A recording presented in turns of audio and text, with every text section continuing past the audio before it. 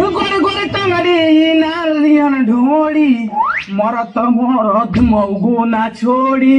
बाप तो गला कहीं का। ए राजा एक गाना लगे सुनता है। गिरिश्ता सुनने का गाना। गिरिश्ता दिल ना लिया दिल ना दिया तो बोलो ना काटिया ले बेटा अच्छी दुनिया प्यार न किया तो क्या किया। अच्छा सुनो एगो बात पूछे गुस्सा नहीं ना करोगे? नहीं बोलो। तुम्हारा भी गाँव करिया है? बाबू आज तू चड्डी पहनने वाला? हाँ पहले बनी। देखा आता है? अरे पहले बनी।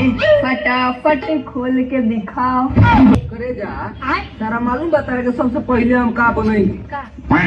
सिनार। बोरी गदराए लोग तर ऊपर से नीचे ले दूध पिए लुका। हाँ ये पहले मुंह पहुंच चला।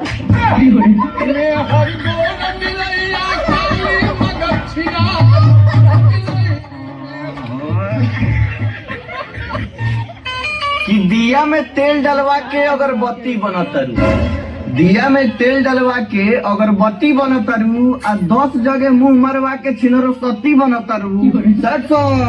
दोस्त हमार लड़की के चक्कर में पगलाइल रहता। अरे दोस्त मत बन गुलाब केहू के लाते कचरा जेबे, मत बन गुलाब केहू के लाते कचरा जेबे, बने के बाद पानी बन केहू के घर धोवे के कामे आ जेबे।